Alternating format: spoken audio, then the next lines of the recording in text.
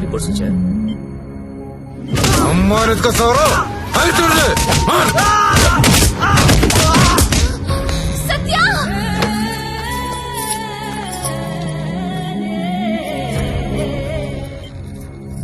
Treatment and room cost is 3 lakhs. You have to deposit 1 lakh immediately, as soon as possible.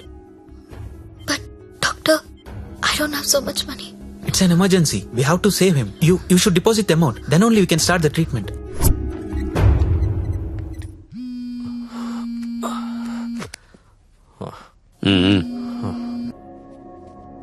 Hello అన్నా నేను హాస్పిటల్లో ఉన్నాను.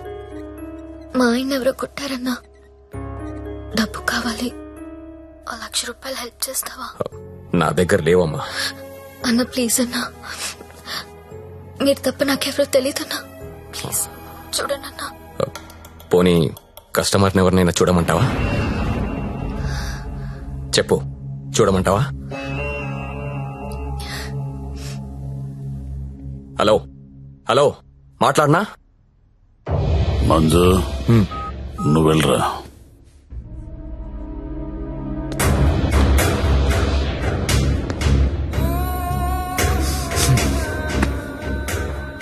₹1,00,000 కట్టాలంటగా, డబ్బులున్నాయా? ఇవి కౌంటర్లో కడతా, నువ్వు కంపెనీకి వెళ్ళు. నీ కొత్తేం కాదు, నీకు అలవాటైందే. ఆలోచించుకో, నీకు ఇదే గతి, వేరే ఆప్షన్ లేదు. ఎందుకంటే నీ మొగడి జన్మలో లేవలేడు.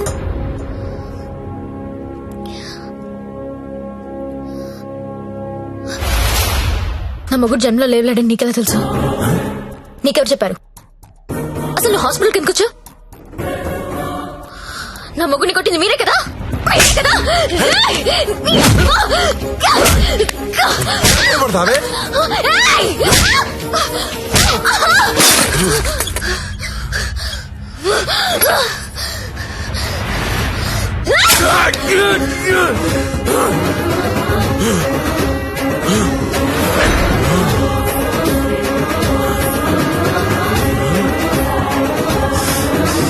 చెరకు చూడంగానే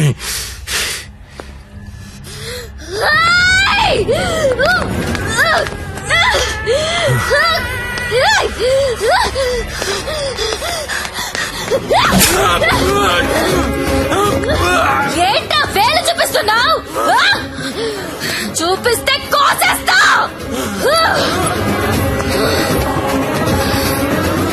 excuse me, Yes? Bill pay చేయాలి. పేషెంట్ నేమ్ సత్య.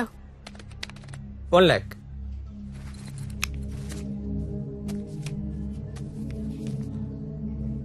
అక్క, నేను డబ్బు కట్టినట్టు ఎవరికీ చెప్పద్దు. వాళ్ళకి తెలిస్తే చంపేస్తారు. వస్తాను. నందిని, నువ్వు చేసిన హెల్ప్ నేను ఎప్పటికీ మర్చిపోలేను. అలా అనకక్క, నాకెప్పుడు హెల్ప్ కావాలన్నా ముందుంది నువ్వే. వస్తాను.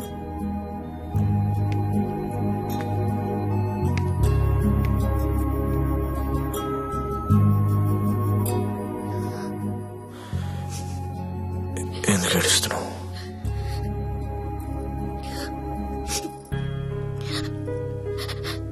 నన్ను చేసుకోవడం వల్లే కదా నీకు ఇలాంటి పరిస్థితి వచ్చింది.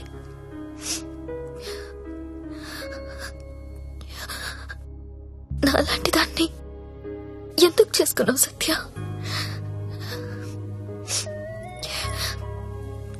నేనెప్పుడు నిన్ను అడగలేదు, ఇవాళ అడుగుతున్నాను. మరి నాలాంటి దాన్ని ఎందుకు చేసుకున్నావు? చెప్పు సత్య.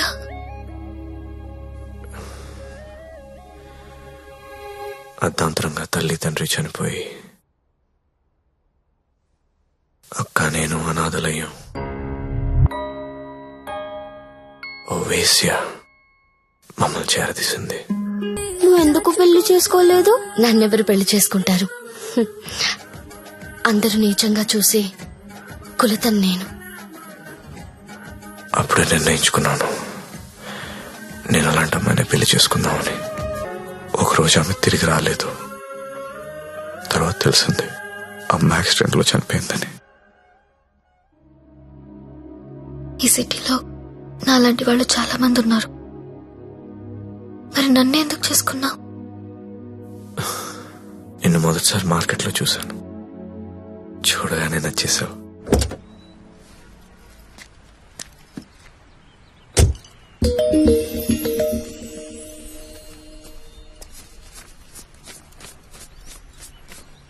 ఇంకా 5,000 ఇస్తా ఆగు. ఏ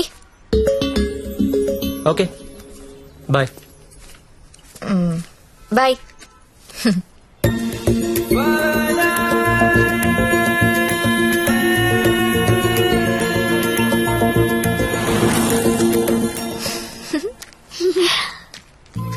ఏ చిన్న ఏమన్నా తిన్నారా? ఇగో ఇవి తీసుకోండి. థ్యాంక్స్ అక్క.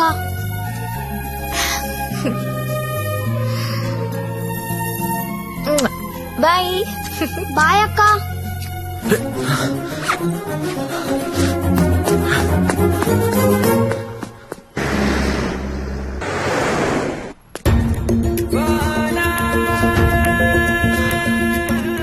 రేయ్, ఇందాక మీ డబ్బులు ఇచ్చిన అమ్మాయి ఎవరు? మాకు తెలియదు, అప్పుడప్పుడు వచ్చి డబ్బులు ఇస్తది. అవునా? నీలో మా అమ్మ కనిపించింది. ఒకసారి నా మాట నేను చెప్పేది వినవే. అది కాదే. ఏంట్రా అలా ఉన్నావు? ఇంట్లో ఏమైనా గొడవైందా? ఇద్దరు కొట్టుకుంటే అది గొడవరా, అదే ఒకటి మీదడిపోతే పెళ్ళంటారా, దాన్నే పెళ్ళంటారు. దాన్ని చేసుకుని నా జీవితం మంట కలిసిపోయింది. నువ్వు లక్కీరే రే, తప్పించుకున్నావు.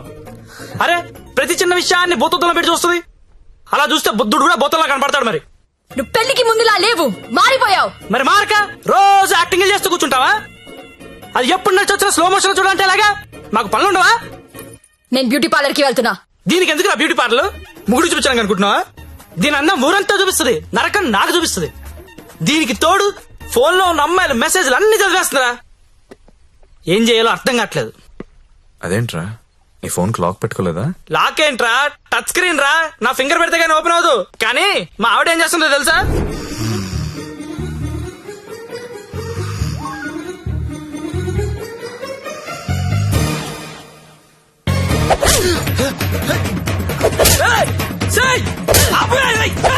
రే టైం బాంబ్ అయినా టైం అయ్యాక పేలుతుందిరా, కానీ పిల్లలు ఎప్పుడు పేల్తారో తెలియదు. ఎప్పుడో పాత క్రెడిట్ కార్డు బిల్ అండి లాగి గంగాబాయ్ కంపెనీ అంటే ఏంటని అడుగుతుందిరా. ఏం చెప్పనురా, ఏం చెప్పను? ఆడపిల్లలు చదువుకున్నా పర్లేదు గాని పిల్లలు మాత్రం చదువుకోకూడదు. ఈ జీవితంలో నువ్వు నన్ను అర్థం చేసుకోలేవు. వీళ్ళకి నెలలా చంసు, రోజుకో రకంగా ఉంటారు. 100 మూడ్ షిఫ్ట్లు ఇక్కడే గొడవలైపోతుంటాయి. అరే ఒక మూడు అర్థం చేసుకునే లోపు ఇంకో మూడులోకి వెళ్ళిపోతుంటే ఎవడర్థం చేసుకుంటాడు రా? వెళ్ళి ఎవడర్థం చేసుకుంటాడు? మీరు ఆడదాన్ని అర్థం చేసుకోవాల్సిన అవసరం లేదు. రెస్పెక్ట్ ఇస్తే చాలు. ఎందుకంటే ఆడది మీకు ఎప్పుడు అర్థం కాదు.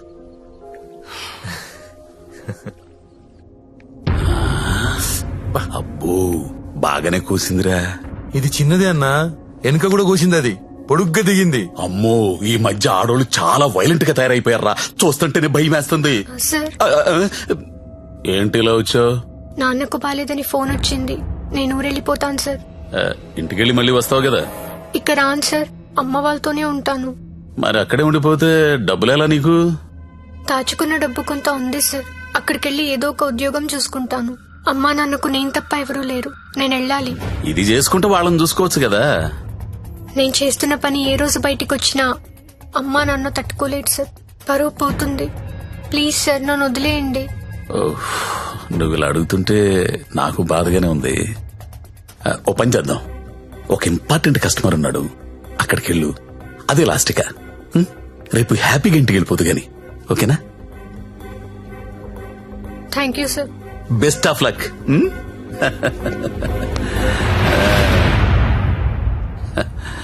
అదిరా మంజు విషయం.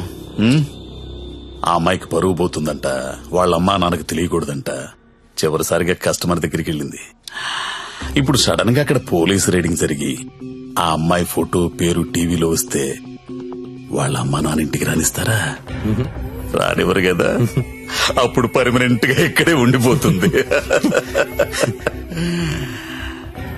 మన సీఐతో మాట్లాడు సరే.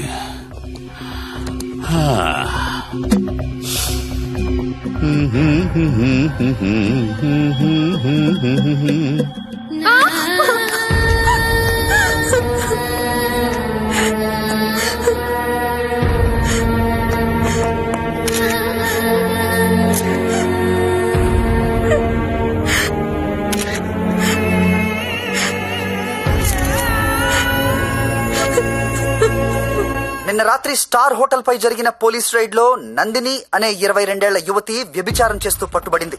వివరాల్లోకి వెళ్తే తనది వరంగల్ దగ్గరలోని జన్పాక్ అని తెలిసింది. బీటెక్ చదువుకొని కూడా అడ్డదారిలో డబ్బు ఎక్కువగా సంపాదించవచ్చనే ఆశతో ఈ వృత్తిని ఎంచుకున్నట్లు మా విలేకరులు చెప్తున్నారు. ఈ సత్య? ఘటనలో పట్టుబడిన నందినియే కాదు, తన నా ఫ్రెండ్ సత్య. చాలా వరకు అమ్మాయిలు జల్సాలకు అలవాటు పడి వాళ్ళు తప్పు చేస్తున్నారు. It's not only about Nandini Satya. వాళ్ళు చాలా తప్పు చేస్తున్నారు. ఏదో ఒకటి చేయాలి సత్య. నువ్వెన్నా వెళ్ళలక్ష్మి, ఎంత దూరమైనా వెళ్ళు. నువ్వేమనుకుంటా చెయ్యి, వదలదాల్ని.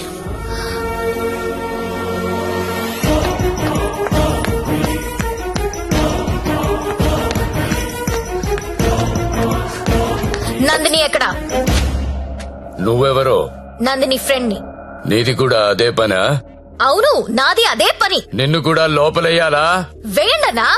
తప్పు చేసినప్పుడు అందరినీ లోపలేయండి.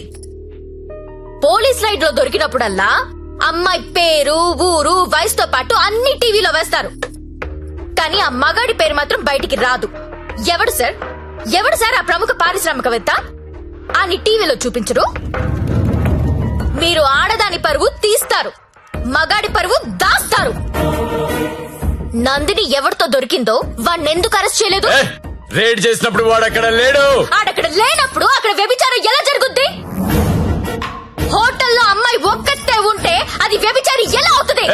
ఏమరుస్తున్నావు? క్యా బకరీ రే తూ? కత్రా కత్రా ఖా జాऊंगा. నందిని ఎక్కడా? నందిని ఎక్కడా? సార్, అమ్మాయి సూసైడ్ చేసుకొని చచ్చిపోయింది సార్.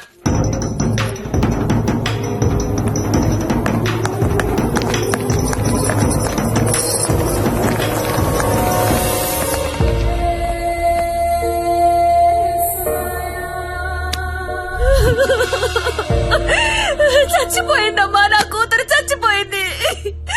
అమ్మా ఉద్యోగం వచ్చింది, సింగపూర్ కు వెళ్తున్నానని చెప్పడం వరకే నాకు తెలుసు. ప్రతి నెల డబ్బులు పంపిస్తుంటే నా కూతురు సింగపూర్ లో ఉందని అనుకున్నాను. నిన్న టీవీ చూస్తే తెలిసిందమ్మా. తల్లిదండ్రులకి ముఖం చూపించలేక పరువు పోతుందని ప్రాణాలు తీసుకుందమ్మా. నా కూతురు అలాంటిది కాదమ్మా, అలాంటిది కాదు. ఆ వెధవలే మా అమ్మాయిని మోసం చేసి ఈ రొంపలోకి దించారమ్మా. అన్నా వింటున్నావా? ఆ తల్లి అడుపు విన్నావా? ఒక నందినియే కాదు, కొన్ని వందల మంది అమ్మాయిలు ఈ రాకెట్ లో ఇరుక్కున్నారు. అర్జెంట్ గా ఈ రాకెట్ ని మూయించండి. రాకెట్ ఏంటి రాకెట్? ఇక్కడ అలాంటిది ఏమీ లేదు. ఉందని చెప్తుంటే లేదంటావేంటి? నేను అందులో నుంచి బయటకు వచ్చిందాన్ని. వాడి పేరు నారాయణ్ పట్వారి. అమ్మాయిని కిడ్నాప్ చేసి బెదిరించి బ్లాక్మెయిల్ చేసి రాకెట్ నడుపుతున్నాడు. ఆడిని మనస్ఫూర్తి కూడా తిట్టలేకపోతున్నారు, ఎందుకంటే ఇంకో ఆడదాన్ని తిట్టాల్సి వస్తుందని. ఆ నా కొడుకుని లోపలేస్తావా లేదా?